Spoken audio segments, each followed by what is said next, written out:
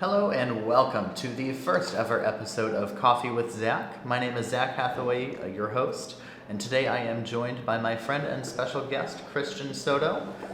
Today we're going to be talking about the performing arts and how that's been impacted by the pandemic, the city of Toledo, Ohio, and of course coffee.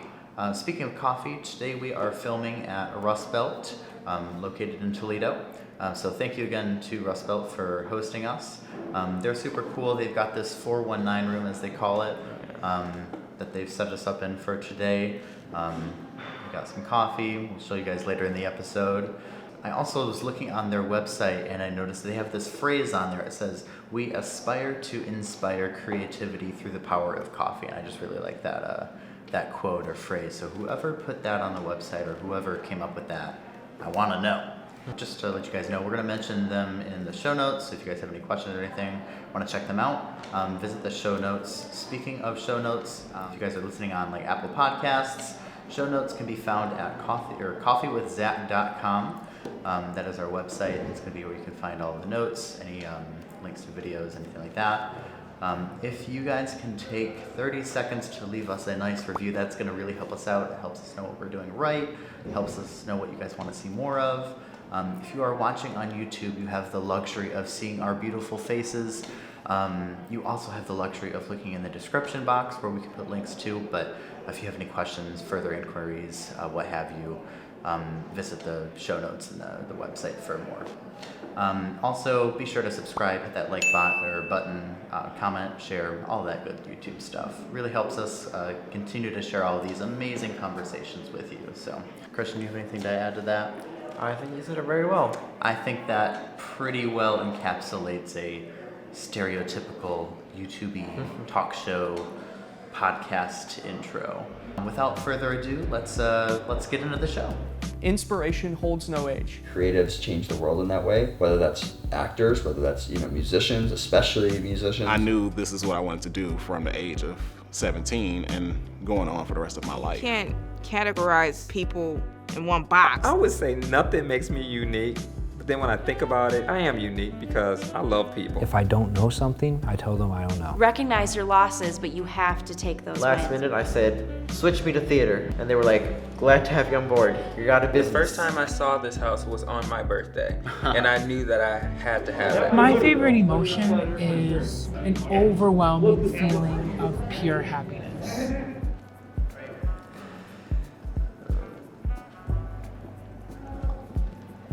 Alrighty, so let's talk about acting.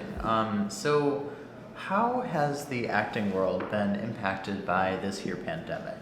Well, I'm gonna tell you that in the beginning of the pandemic, there was no acting at all. Everything was canceled. People were like, we can't do it. It's not possible. Now, what I have been seeing in the area is that recently they've been doing shows. They are doing shows now, again, small ones, theater shows, plays, and they're using the power of film to give it to the audiences. Instead of them being in the live audience, they're seeing it live streamed, making it much more COVID friendly and safer for all. I know that my old high school is doing it. They are back in their theater season doing their shows. The Rep Theater, which is one of the small volunteer theaters here in the downtown area, they are also doing shows that are live streamed. Unfortunately for the bigger theaters that rely on touring companies to come and do like all these big live shows, they unfortunately are still not back to doing shows because there hasn't been any touring companies that have been active enough. Like the Valentine Theater here in downtown, one of the oldest and most decorated theaters, the one that I used to work for, they're still not doing anything. They're still closed. The Stranahan, another big theater that hosts touring companies, they're also still not showing anything at this moment. But yeah, acting is coming back little by little and in different forms and different ways, but it's hopeful as to where we're heading to. And it's going to show us that theater is going to come back. We're going to have audiences again. We're going to have free space and free roam to to do our thing on stage without having to be so cautious. But yeah, the more cautious we are, the quicker we can get out of this pandemic. Yeah, and with new ways of doing theater too. Right? Mhm. So Oh yeah. this has kind of taught us new ways of doing everything, and not just in theater too. I mean, we've seen the whole world has been transformed by this, in an aspect where now we have ways of communication we didn't have before. We have new apps, new businesses, new everythings, really. There's so many different things that have kind of just sprouted up out of nowhere that have really been able to help us accelerate our society into places that we didn't really think of before this until we were forced to think about it, which under unfortunate circumstances, but Yeah. you know. Yeah, theater specifically it has suffered, but we are going back. I know films are coming back. They're already doing stuff with film too, Yeah, because it's a lot easier to control that. it is. I mean, it's a controlled environment. You can, Yeah. you know, it's not live, and you don't have to worry about an audience per se. It's so weird because I see TV shows that have been filmed recently, and like they're all like mentioning like, oh yeah, the pandemic and all that, and I'm like, wow, they're really putting it into shows. It's like the pandemic is now ingrained in our culture. It's so weird. It really is, yeah. I don't remember what show it was. It was kind of like one of those hospital shows, but my dad was watching it on TV,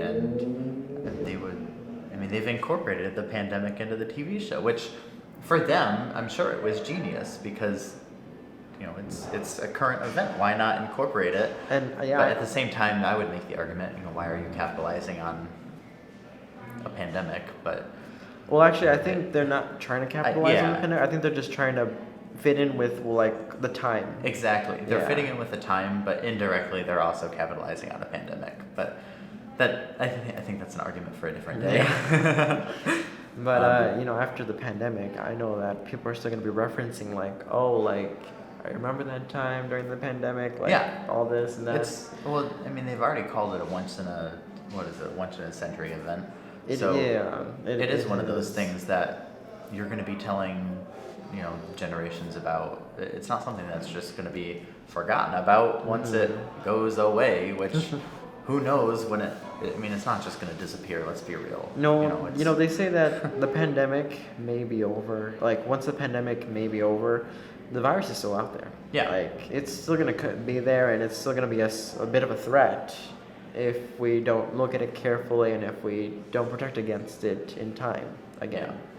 So it's not going anywhere. It's just how we react to it and how we prepare for it. So that being said, though, let's go back to pre-pandemic acting and theater, and you know, let's talk about our roots for a second. So I'll have you go ahead and start with this one. What has your experience with acting been, and how did you get started with it? So my experience was that I remember being in, I think it was elementary school or middle school, one of those, and just seeing, you know, the community theater performances, seeing what they've been doing, having some friends who were a part of it. I'm like, how do I get a part of this? I like acting. Like, it seems fun. You know, you're on stage doing whatever, you're having fun with it. You're literally living a different life. So it wasn't until theater came to my middle school that I started getting into it. They said they were hosting auditions for The Little Mermaid Junior. And I was so excited. I'm like, I'm definitely going to be a part of this. I'm going to sing and do my audition. So the audition came and everybody was like, oh my God, we're excited. I helped people with their auditions, and I got my audition over with singing wise. The next day, I got a good role. I was the chef, and I had my own solo singing, and I'm like, wow, my first time being in theater and I get a solo. I'm like, a whole song to myself. I'm gonna have fun with this. And it was so much fun. Everybody loved it. My part was the funniest, so I'm just like, this is fun. 8th grade, nothing there, because I think the theater shows for middle school were once every 2 years. ninth grade was when I started getting into the high school theater, which they had shows 3 times a year. So I'm like, finally, more theater. I auditioned for it. We had a different director back then. He did his own things. I think the first show that I did was one that was written by him. And it was an interesting show. It was about a murderous high school teenager who had poisonous candy and was giving it to the people she hated the most. I was a background character, so I didn't have anything, no lines. Actually, I did have one line, and I don't know how it was integrated into the story, but after the classroom scene where we're all sitting down and listening to the teacher, we all get up and walk away, and then somebody drops her pencil, and I pick it up from my own soul, and I said, "You drop this." And then she says, "Thanks." And then we walk off stage, and I'm like, I don't know if the director probably wanted me to do something or if wanted me to show him something, so I'm just like, I'll go with it. They have different ways of scouting people out for their future productions. They did Into the Woods, the musical, and I'm like, dang, I didn't do it, and I regret not doing it. And then they had the 1X, which were student-led plays that they wrote, and I auditioned. It was a superhero one. I was in the superhero one, and I forgot how it went, but I had a good role. Lines and speaking and all that. Well, I thought I made it good with the director because, he knew me.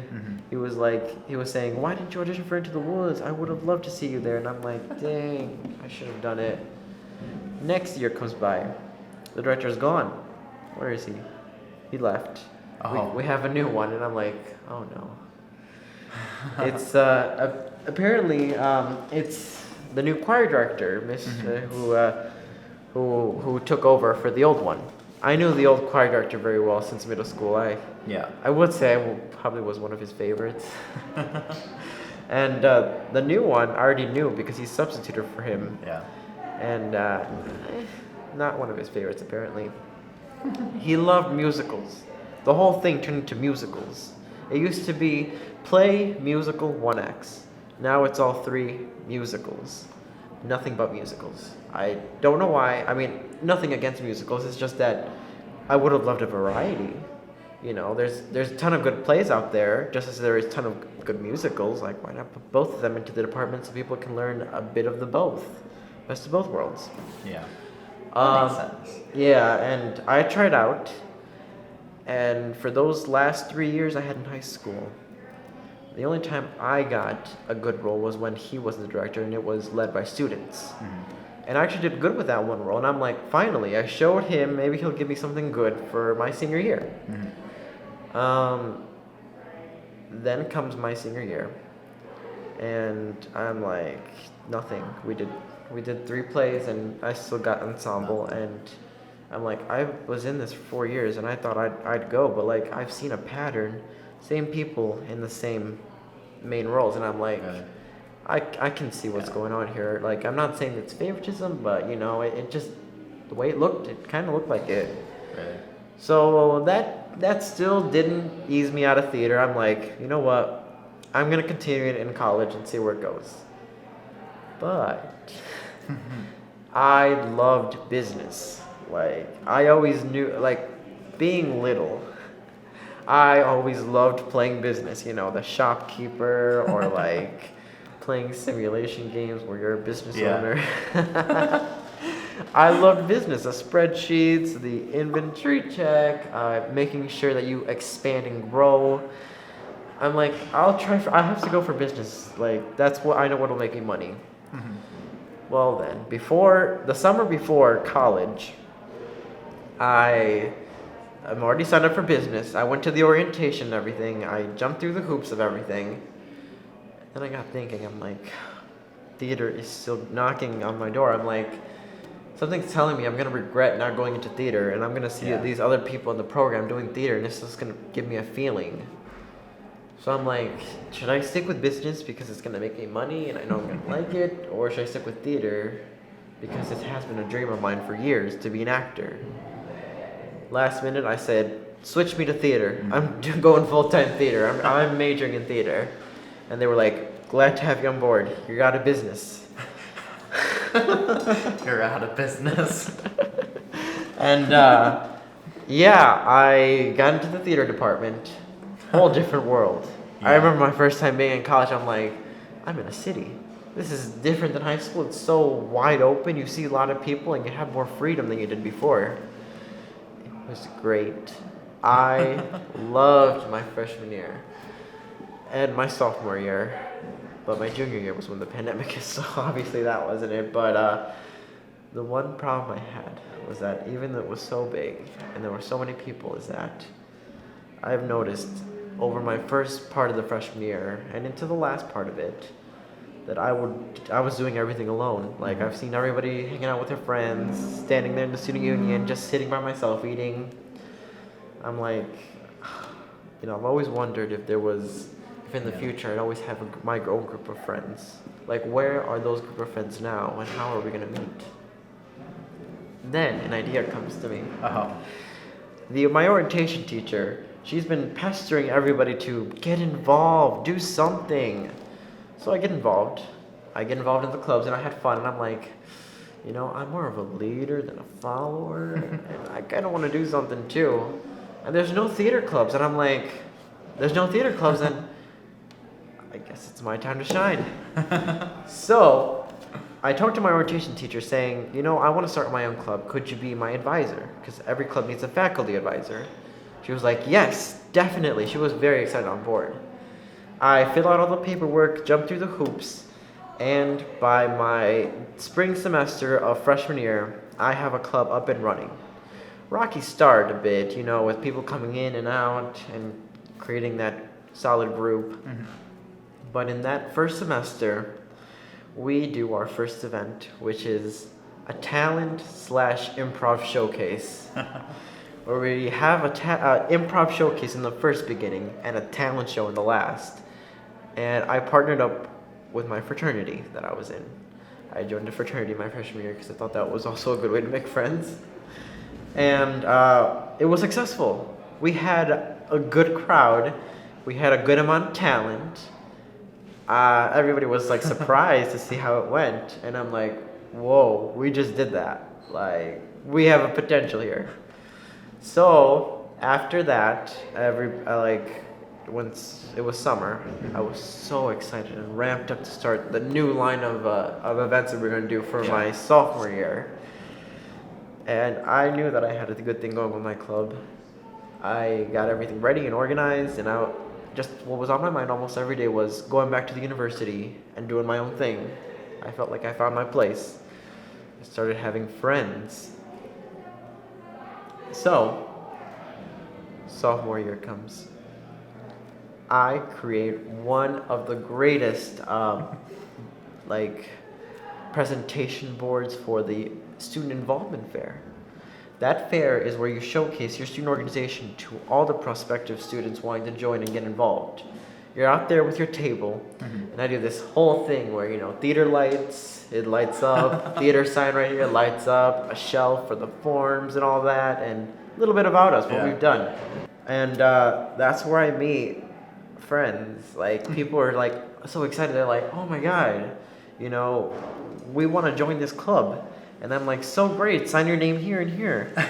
We had our first meeting with so many people, and I'm like, okay, I want to start study tables because I want to get to know some of these people, because it's a little hard to get to know them when we're acting during our meetings. So I'm like, let's see what they're like outside. So I said study tables for whoever wants to meet up, and I meet great friends.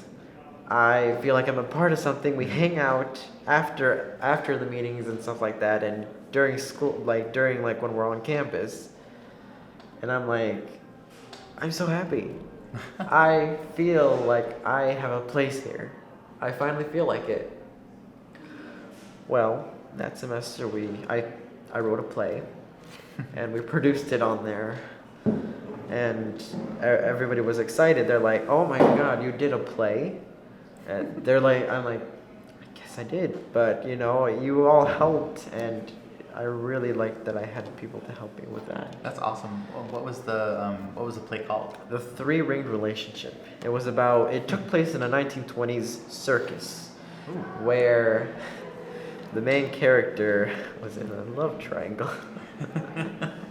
He had a miserable life. The new girl comes in. The new girl turns out to be a spy, and it goes all over from there. Well, that explains the 3 rings. Yes, and a 3-ring circus. You've heard of that. So we're successful there. Next semester comes. Next semester comes. We're hopeful. That took me a second. It took you a second. So after the play, we're like, okay, we're starting to become more established. I'm gonna create more rules and guidelines because we had a bit of problems, but It took me so long. oh jeez. That production was very hilarious. I had a lot of good wordplay on there, and I had help from the people who edited it and improv'd during it. Like, I got the set ready. I took everybody out for costuming. We teamed up with one of the local businesses to let us borrow some of the costumes. It was great. And we were so hopeful for next semester, which was, what was it? It was the spring of 2020. And I remember that beginning of the year. I went to a Catholic conference in the new year. And I got to know more friends. But I was still debating religion, which is another story for another day. So that semester, I'm almost done with my theater here. I have everything. I have more plans. We're going to have committees for everything. An event coordinator. We're going to have a committee for marketing, a committee for programs, events, and all that. We have more people. We have more things open, executive. Yeah.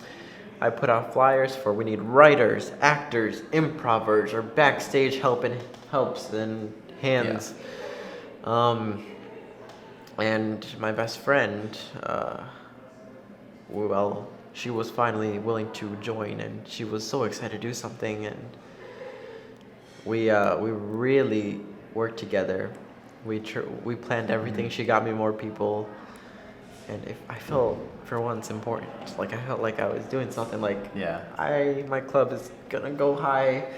One of the biggest organizations on campus wanted us to team up with them to create a talent show with them. A talent show that was so huge they were gonna have a guest star. I forgot who they were gonna have, but he was someone famous, and I'm like, yes, we are making moves. And then we were gonna do a Saturday Night Live kind of thing, Campus Night Live. We were gonna do it on a Friday in one of the local venues, and we were gonna have fun with it, have script writers, actors, and well, then came spring break, and I went to Chicago. I went back. My brother lived there. He came to visit here. I went back with him to have a nice vacation week there. You know, as I was walking there, I always kept in contact, like saying, we're going to have all this done. We're going to do so much when we come back. I can't wait to come back. And I also forgot to mention that during the semester, I auditioned for a play, a play musical. For the first 2 acts, it was a play. The last act was a musical. Oh, that was a fun. It was about how the Sims, like post-apocalyptic, where the Simpsons become mythology. Yeah, it's called Mr. Burns, a post-electric play. Yep. And if you look it up, you can find more details about it. I had a good part. I was one of the main characters in the 3rd act. I was Homer. But this is Homer, where he was envisioned to be a mythological character, where he was more serious and more, you know, less goofy, more like family man. And he was singing the whole thing. I was singing the whole thing, and it was so much fun. I was excited because that play was supposed to be set in. It was supposed to be produced in April. Yeah. So I was in Chicago when I heard the news that because of the pandemic starting, they were gonna cancel our show, possibly move it to fall. And I was hopeful for fall, but I'm like, dang, I really wished it would have been this semester. And I'm like, okay, fine, I'm hoping for fall, but yeah. So I'm coming back home from Chicago. I'm on the bus ride, and I hear that I'm furloughed. I'm not coming back to the Valentine Theater for a while.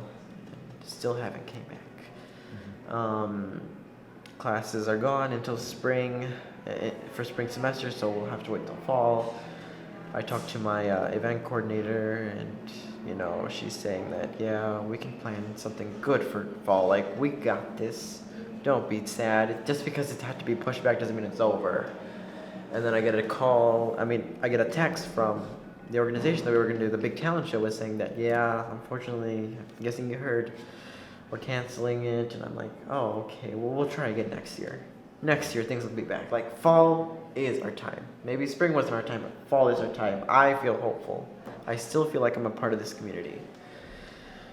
And, well, as the months went on, loneliness set in, and I'm like, I feel like I don't have a purpose anymore. I feel so hopeless. Like, what happened? And as the summer went on, I unfortunately lost my best friend who was my event coordinator. Things didn't go out well. Pandemic has gotten everybody so stressed.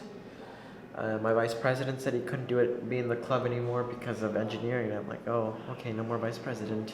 He was one of the people keeping me up. That's okay, I'll find more people. And then fall comes, and I'm like, okay, I got this. Fall is where it's at. Fall is where I'm gonna come back again.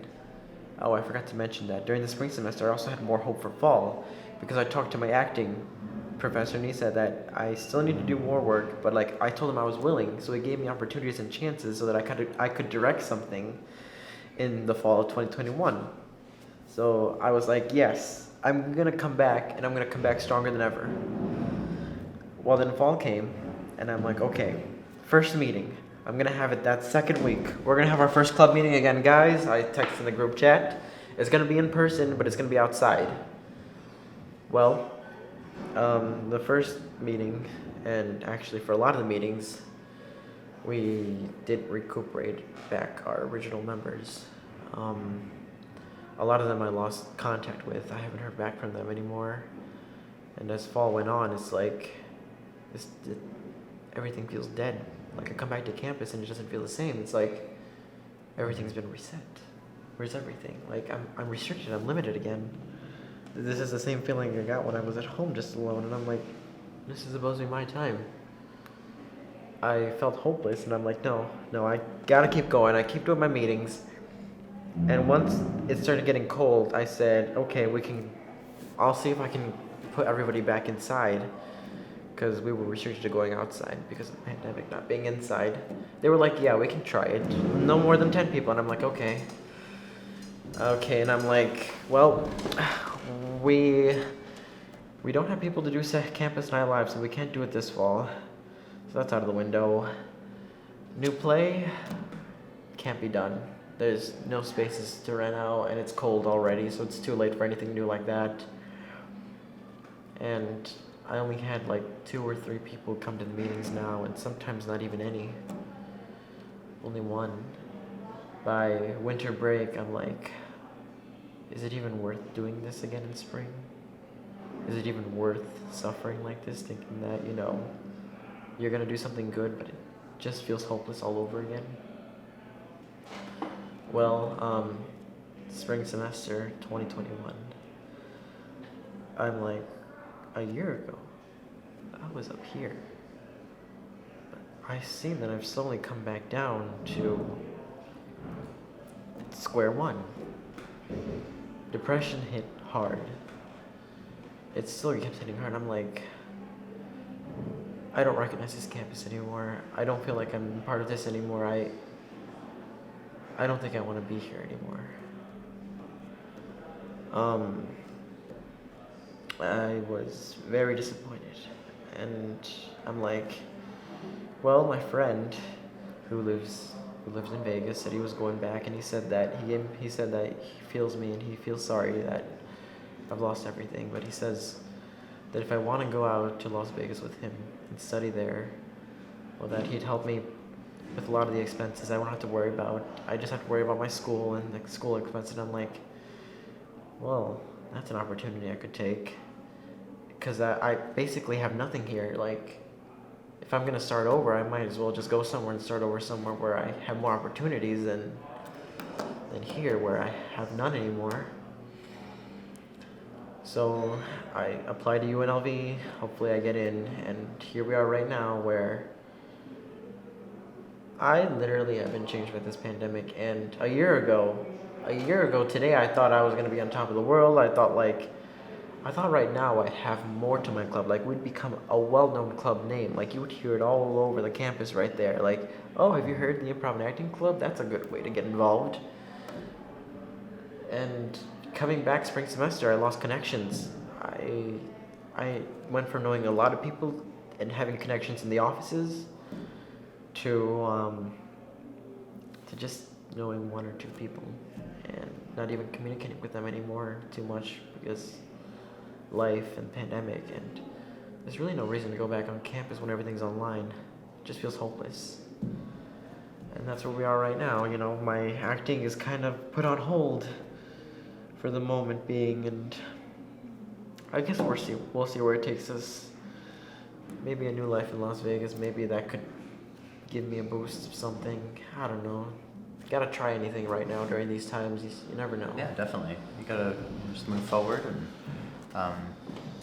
put your best foot forward. It's the only thing you can do, and I think that's the only thing the world can do right now. Yeah. I think everybody's patience and perseverance has been tested. It has. So It has been. It's a different world than a year ago. It's just hard to believe that a year ago things were so different, and you had these hopes and feelings and dreams that this pandemic kind of took away from you.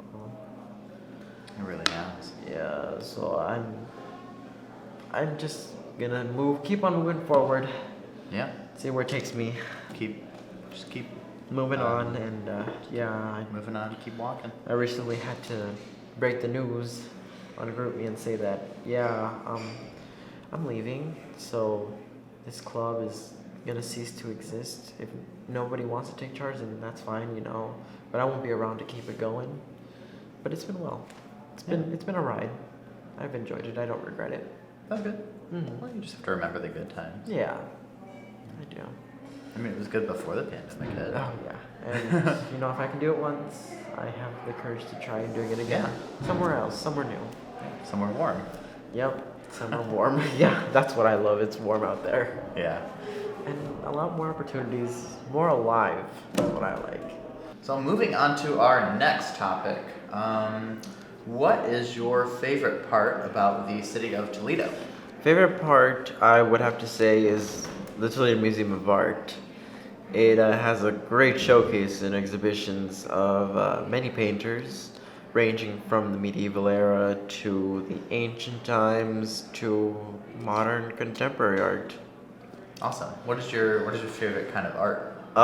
Favorite kind of art. I like the medieval stuff, and art that just has many details to it. Like, it has a story to tell, and you have to look at every part of the painting to find out that story and what kind of hidden messages it has. I also like seeing ancient art because I kind of it feels weird looking at something that's 3,000, 4,000 years old and seeing how it survived all this time. Yeah. I think I definitely appreciate the older arts and stuff like that, and especially like the artifacts and like art that's been preserved really well so you can still see it. I'm more of a modern art person too. Not that I really understand modern art. Modern art is my least favorite. I don't understand it. Going to the Toledo Museum of Art, they have a room full of this modern art that's just shapes within shapes within shapes, or like a blank canvas with gray on the bottom, like a gray horizon. And that's it. Just a blank canvas. Mm-hmm. I don't get it. They sell it. I mean, the Like museum. how much? The museum had to buy it or something to have it there, possibly. Yeah. So. If anybody knows how much whatever that piece is called sold for, I want to know. I don't know. But yeah, I don't really understand modern art. I don't know. I guess I don't really understand a lot of art because I feel like the artist always has a story behind it, but I don't know. Yeah. It's always up for interpretation too. Unless there's like a museum placard underneath it, like explaining what the story is, then I don't really understand it usually. Oh yeah. Sometimes it depends on what it is. You It's know? all up in the air for interpretation. Do you think there's like a right way to interpret like a piece of art? I don't think there is. You know, it's everybody's different. Everybody has their different ways of viewing things, and yeah, you know, just because I like something doesn't mean other people like something, or just because I see that at this table may be real wood, some people may not think it's real wood. It's all up for interpretation. I don't know. I think feels pretty heavy. It may be heavy, but you don't know if there's any filler inside it. That's true. They could have just like injected it with metal or something. Yeah. Could be. I don't know. This is a big table though. Like, do y'all see this? Well, you probably can't see it on camera. Maybe that angle. Can you see this? I don't know. Well, so that's your favorite part about Toledo. What else is there to like to do in Toledo? I remember during the pandemic, I'd go exploring the local parks because that's literally the only thing that was available to do. Wildwoods was one of the main ones that I loved going to, and I still love going to, but just not when it's cold outside. It was packed. Yeah, definitely. Parking lots of full. In the pandemic, my sister and I would go like walking in our local trails and stuff like that because it's the only thing we could do too. Now the interesting thing about Wildwood is that it used to be in the state. A wealthy, rich person with the last name Stranahan, which is what the Stranahan Theater here is named after, who owned a spark plug company here in Toledo that was very successful, had his mansion on that property. That mansion is still there. You can take tours of it and see it for yourself on certain days. But right there in the center of the park is that mansion and the roads that they used to use to go in and out, and the stables they had for the horses or for the car. But yeah, and it's a huge park, miles of trails. You can take one trail and spend all day walking it. Oh wow. Yeah. It loops around into itself like it's a lot of miles. Is it all like privately owned? No, it's the estate was given to the Toledo Metroparks, Gotcha. which turned into Metropark. That makes sense. Yeah. But yeah, it's a very wooded area. So it's like getting away from the city, inside the city. That's nice. Is it kind of like a Central Park kind of feel? Not quite maybe, but You know, I honestly don't know how Central Park looks. Or I don't know either. But I mean, I don't probably seen think I don't pictures. think Central Park. Well, I don't think Wildwood is as big as Central Park because Central Park is huge. But it is pretty wooded, so you kind of feel isolated from the city. Either way, like I think the whole concept of like Central Park is like an escape from the city, and isn't that the same there? Yeah, it's the same there. So And- similar, probably. Well, what they're doing here in Toledo is that the Metroparks has made it a goal so that within 5 minutes there'd be a Metropark everywhere. So Oh. like wherever you live, 5 minutes you're near a park. You're like always 5 minutes from From a park, a yeah. park. Like down that road right there, down Monroe Street, there's ProMedica Park and Levis Commons Square. Levi Square, however they pronounce it. They just built across the river, Glass City Metro Park, which is the newest park on the east side. But yeah, and they're continuing doing that. They're tearing down old buildings, like right here in Toledo. We had a hotel called Hotel Seagate. I don't know if you've seen it, but they're tearing it down right now as we speak. And on that property, in the middle of the downtown center, they're gonna build another park. Oh wow. Mm-hmm. So they're just popping up like They're popping up everywhere. Yeah. everywhere. So speaking of, you mentioned ProMedica. I remember the last time I came down to visit, you kept pointing out these ProMedica buildings. They're like everywhere. They are. This company owns like everything in the city. Oh yeah. This is just the beginning, to be honest with you. I think I heard. Now, if I'm wrong, I'm sorry about this, but I think I've heard that ProMedica has now taken over the convention center, the Seagate Convention Center, and is turning that into a much bigger and better convention center and renaming it somehow. They've already taken a couple of the buildings and skyscrapers here. You can see the green coming off of some of the buildings out there. The park over there, all ProMedica owned. Levi Square, ProMedica. The Toledo Hospital, that's all ProMedica, and that's a huge hospital. It's as tall as one of the skyscrapers here, out by the university. But yeah, ProMedica is a growing healthcare system. It's a healthcare business that is conglomerating itself into the city of Toledo, trying to make it better, but at the same time, it's worrisome because we're worried that it might turn into a monopoly.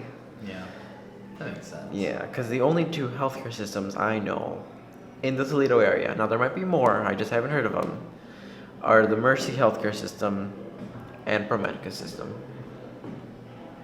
So that's the only two for the whole area. Only two healthcare systems, yes. ProMedica is taking Toledo and turning it. Yeah. It's helping rejuvenate it. I'm gonna give it that. They say good. They say Toledo's making a comeback. 10 years ago, you go out there, half of those places out there were boarded up. Homeless people were roaming the streets, and it was dangerous to be out here after 6 p.m. or during nightfall, whatever time of year it was. It wasn't really a welcoming place. Businesses weren't really booming here. So yeah, people say that Toledo's really taken a turn for the best in the past 10 years. That's good. That's kind of the same way with like Detroit and Flint.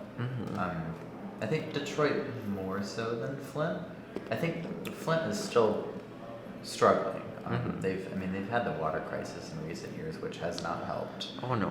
But I mean, Detroit's had its own problems in the recent years.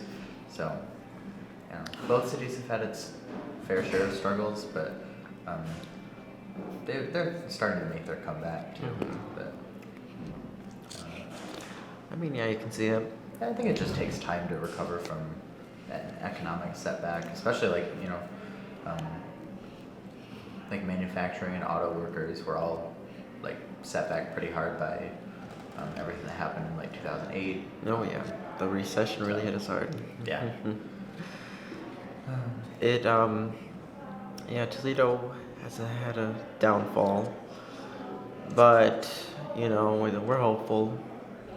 We're just clinging on to hope. The pandemic obviously hasn't helped, and businesses around here have failed because of the pandemic. Yeah. But luckily, it hasn't hit us as hard as what happened in the past, so we're getting through it pretty well. Yeah. I mean, there's the normal business cycle where businesses are going to come and go. But the pandemic has really, like, pulled the strings on, like, that. Yeah. It's really tested the water. Not tested the water. That's not really, that's not the right like phrase I wanted to use. But it's really like tested people's resilience and tested people's resources, tested people's bank accounts. Like if a business didn't have enough money to pay its employees for a couple of months, if they didn't have an income or anything like that, then they gotta close up. That's how it goes. But it's really sad and unfortunate. But we've discovered this new pandemic business cycle, and I think we're starting to see businesses that have sprouted up out of nowhere in the pandemic, and even some of those have had their demise already. Whether it was financial because of COVID, a lot of different reasons, but I don't know. It's been interesting to watch some come and go so shortly, or quickly, rather. Oh yeah. Yeah. So last time I came down to visit, you were just like so welcoming and so over the top with like your tour that you gave me of the city. you're literally like a walking tour guide for the city of Toledo. So what's it like to show people around? What's your favorite things to show them? Favorite things? Well, obviously being in the downtown area, a lot of places, you see these cool little things that people miss whenever they're passing by. The history. Toledo has a rich history, Looking back at old photographs from the 50s and the 60s, you can see Toledo lined with cars and all these businesses, how busy it was. It looked like a small New York or Chicago, with people walking all over the place and being so live. I'm surprised how things have been here in Toledo with obviously the automotive industry helping it grow so much, especially during World War II eras. And just showing people around, showing them cool little hidden places, things that a lot of people who come to Toledo probably are miss because they don't see much. But there's a lot of places hidden around here.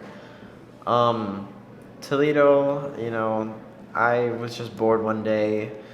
I've always wondered why some of these buildings are like this, or like what used to be around here, because you could see markings of old businesses, and you can kind of see that Toledo looked like it was designed to have a lot of people come in and out of the downtown area. But yeah, I just looked into it more, read more about the history, and it's pretty interesting to see how Toledo once was as important as like a Chicago or Detroit back in its day, So was it like a major hub for manufacturing, or like importing, exporting? Automotive manufacturing is what they mainly. The Jeep came from here. Oh. Yep. The Willys Jeep, manufactured during World War II. What is a Willys Jeep? I have to look this up. Oh, it's the name of the design that they had. There was a big factory right down the road over there somewhere that created a ton of jobs and helped the economy move along very quickly. We had a lot of department stores in the I don't know what one of these is. You know what those are. Created right here. A lot of department stores in the areas. Local businesses flourished here before the age of Walmart and Target, like the big box stores that took over those things. There was a lot of community, and there still is a lot of community here. So let me ask you this: as those Walmarts and Targets and Walgreens and Rite Aids and McDonald's and all of these gigantic companies and whatevers came in and kind of started taking over. Well, actually, it actually started before that. I am now remembering some of the things I forgot. Back then, like, people started moving out of the cities. They wanted the suburban life, the American dream. And which is why places like Perrysburg, Maumee, Sylvania all flourished in their own rights. Now, with that kind of flourishment came the idea and invention of the mall. Now, this is just a little bit of a topic, a little bit of a guess, because I don't know the full-on history, but we had 4 malls in the area, all surrounding Toledo. One over here on the east of the river, one down by Maumee, one all the way up north by the Michigan border, and the Franklin Park Mall, which still stands today and is still very good over there by Sylvania and Monroe. You see, those shops attracted people to not come to downtown because, everything in the mall was all together. People didn't have a need to get out of their suburban life and come into the city anymore. They had everything they needed in their little community. Yeah. And so with all that, businesses here just started failing because the hub in the center kind of sprawled out. Urban sprawl kind of came about. Yeah. So as these mega corporations started coming in and taking over, how did the local businesses and like mom and pop shops, how did they kind of combat that? How did they adapt and overcome? How did they adapt? Well, or did they, or didn't they for a while until recently? I don't think there's not a lot of mom and pop shops that I can remember around here. I mean, I feel like there is, but like there were a small amount of number, but with this pandemic, a lot of them are gone. Yeah. I know that back in my place in Oregon, east of the river here, 2 restaurants that have been owned for 50 plus years by local families and businesses all shut down during this pandemic. But yeah, you see outside in downtown, there used to be like a lot of small shops around here because of centralizing it into a mall where it was a one-stop shop for all. There was just no way of beating that. The mall was a new culture, and it was something that everybody wanted to be a part of. They wanted to just go into one place and then get out and get everything done in that one place. Makes sense. Mm-hmm. That's the whole concept of a suburban neighborhood. But the mall is failing. 3 of the 4 malls are now gone. They've been demolished. One of them was demolished and turned into an Amazon shipping center. The other one, the other 2 actually are just empty lots right now, and they're trying to figure out what to put on them. The one on the east, that used to be called the Woodville Mall, they're saying about turning it into a nice little main street, kind of main square with businesses and apartments, but nothing's been set yet. Yeah. And the one on the north, the Northtown Mall, that one is just an empty lot. There's a gym on the lot. A gym took over one of the department stores, and they didn't demolish that part, so. What kind of a gym is it? Is it a Planet Fitness by any chance? No, it's not a Planet Fitness. Oh, Super Fitness, I think. Oh. So there's a Planet Fitness that's kind of holding down one of our malls that's kind of falling off the end of the world.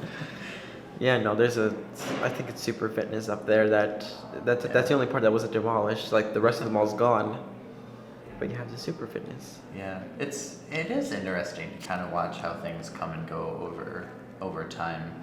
Not that I've been around for many years, but my grandpa's told me stories of businesses that I've never heard of in the Flint area that have come and gone over his lifetime, and it's always interesting hearing those stories. But the one thing that I like is that people are starting to realize that urban sprawl is getting inconvenient.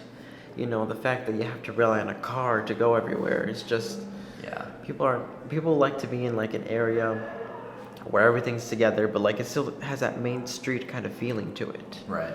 Where you can walk around, enjoy the day, it feels like comfortable in a way. It does, yeah.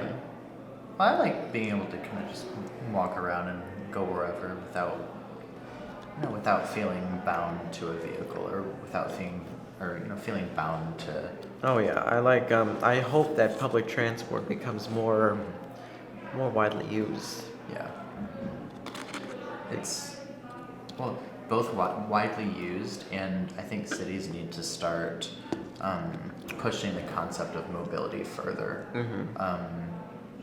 Up in Flint, there's a company called Commute that's they're kind of like developing these little scooter hubs where they like charge.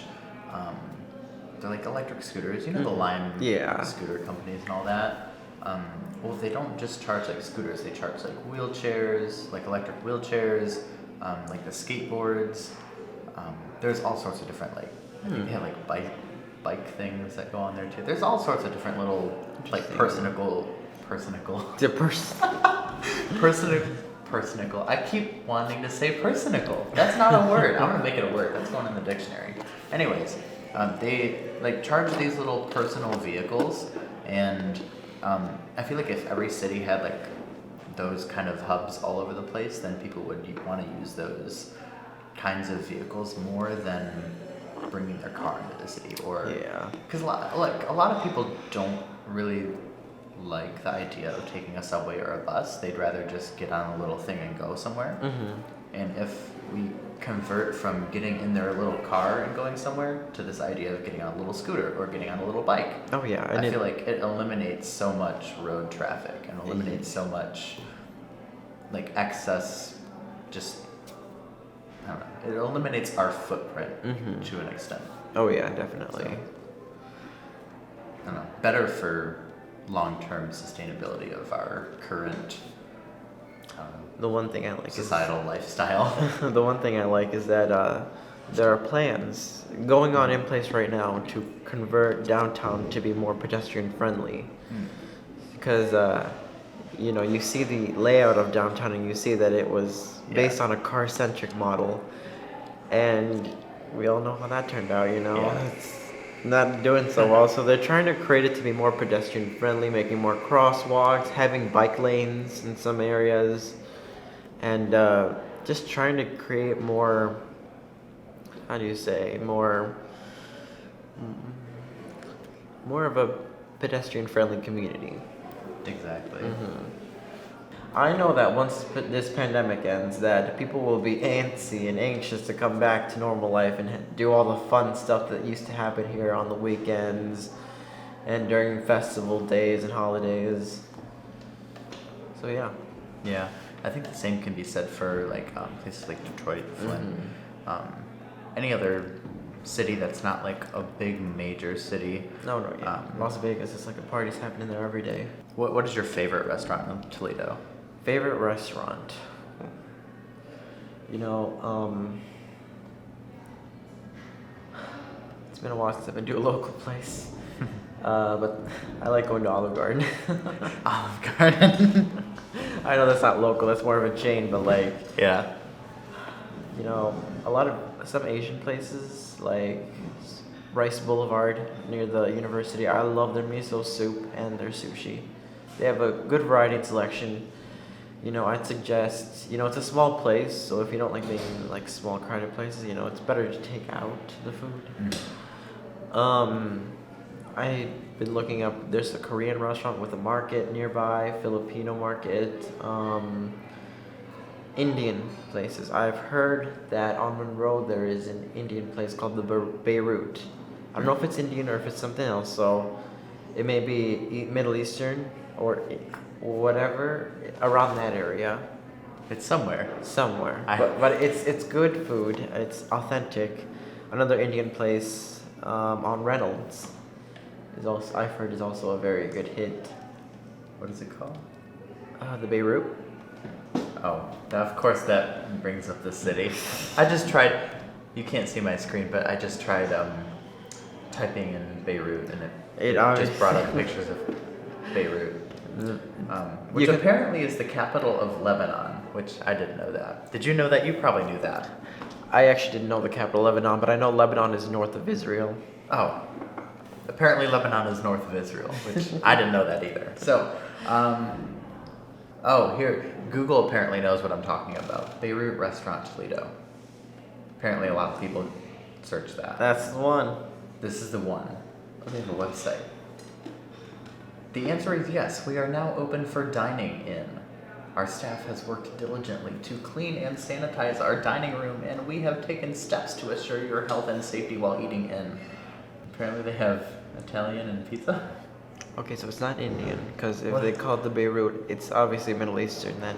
Well, wait a second. If they call it the Beirut, and Beirut is the capital of Lebanon, would it be safe to assume... Lebanese. It's a Lebanese restaurant on Monroe Street in Toledo.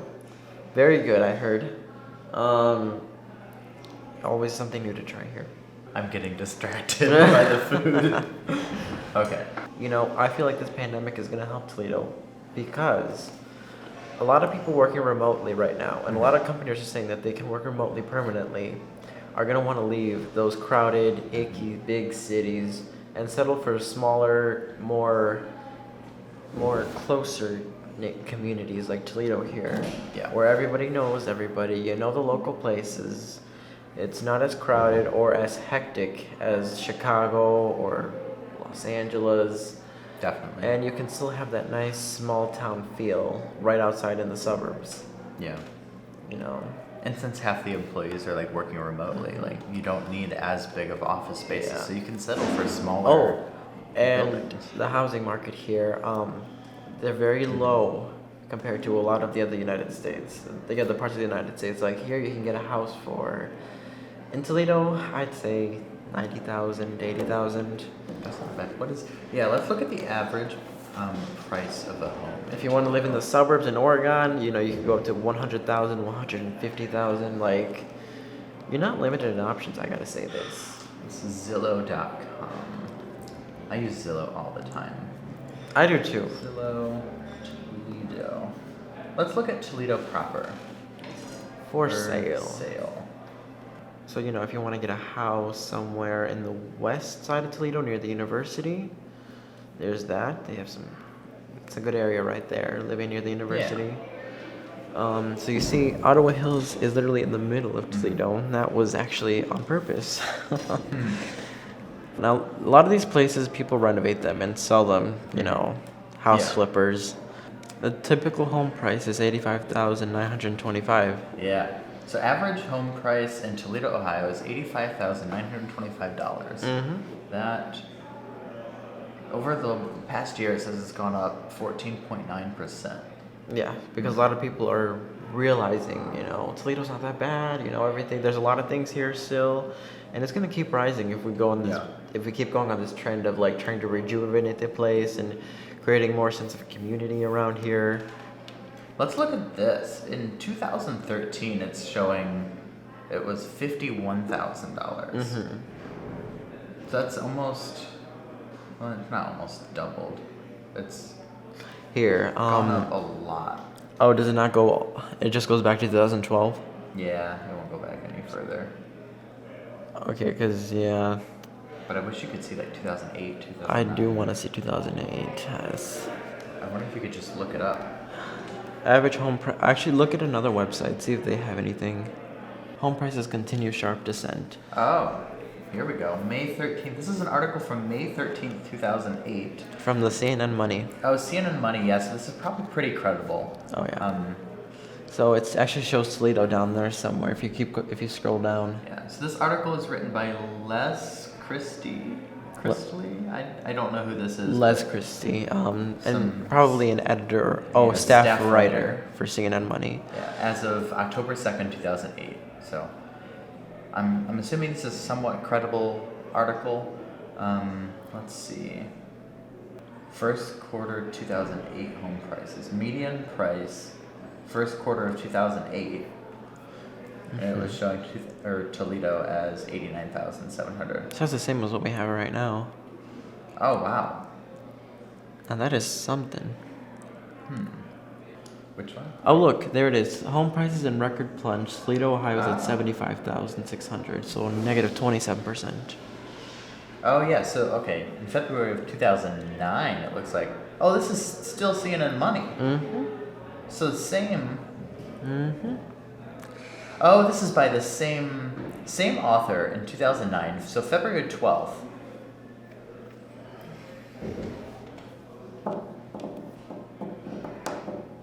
I'm gonna Control F. Toledo is now at 75,600. And you know, yeah, around that time, 2008, 2009 is when we've seen the closings of the last two malls here. Yeah. Yep. That's probably what did it in. Interesting. People started leaving Toledo, and yeah. Oh, 2011 this was written. Money CNN. It's probably the same. Median price was 64,000 at that time. Oh wow. So it kept going down. Yeah. And then 2011. Is that 2011? Yeah, this article was written in 2011. And then 2012. Yeah, you can Zillow see showed it 2012, so interesting. your camera dying, I think. Yeah. All right, so let's talk about coffee. Here's what we got. So what we got is a crushed espresso, and this is the white mocha flavor. So the flavors for this crushed espresso come in white mocha, vanilla, caramel, and many others that your barista here at Rust Belt can show you. You're not limited in flavors. I'm gonna say that. I got vanilla. They give us a nice little strawberry whipped cream on the top. I don't know if you can see that. This is a blend of flavors. Just when this hits your tongue, it's like it's hitting you with flavors. Like, so good. It is so good. That's why there's a ton of people out there too. I don't know if you can't see it through the window, but there's a ton of people out there, which means they're doing well after the pandemic and everything. So everybody's coming back. People are getting out again. So if you're watching this, go out and support local. Go out and support your local businesses. They need it. Everybody needs it right now. So There are just some flavors you can't get at Starbucks. I don't know how strong this coffee is, but let me tell you, the Cubans have strong coffee. I've heard that el café cubano is where it's at. Coffee with Zach is heading to Cuba someday. Actually, that's where I want to head. I want to go to Cuba possibly during the summer if the restrictions come back. Don't come back. I mean, if the restrictions are lifted. No, don't let the restrictions come back. That would be bad. That's going to wrap it up for today's episode. If you guys have any questions or want some more information, make sure you visit those show notes. Again, that can be found at coffeewithzach.com. Or if you're watching on YouTube, make sure you visit that description box. Feel free to reach out to us. We'll respond. Follow our social medias for some behind-the-scenes stuff. If you guys have any questions, again, feel free to reach out to us. Let's see. Again, make sure to like, comment, subscribe, share with your friends, leave us a nice review. All of that stuff really, really helps us out. We really, really appreciate it. I'm Zach Hathaway. And I'm Cristian Soto. And I'll catch you next time on Coffee with Zach.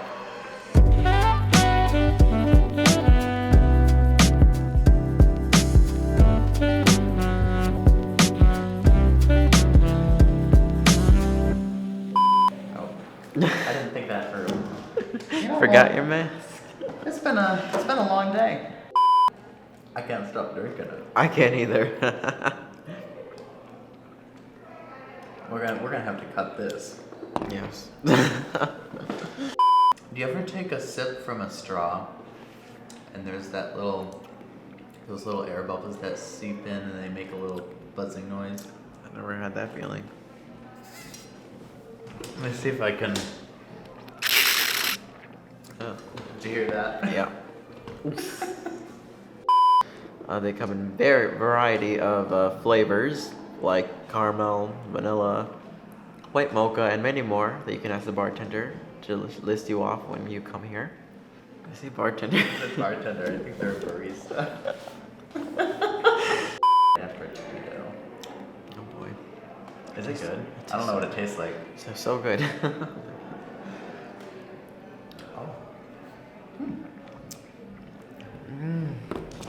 Oh my god, that's so good. They weren't kidding. Okay. Future Zach, cut this out. Oh jeez. To remember, I can't go too far that way. Yeah. He'll be off the frame. Oh jeez.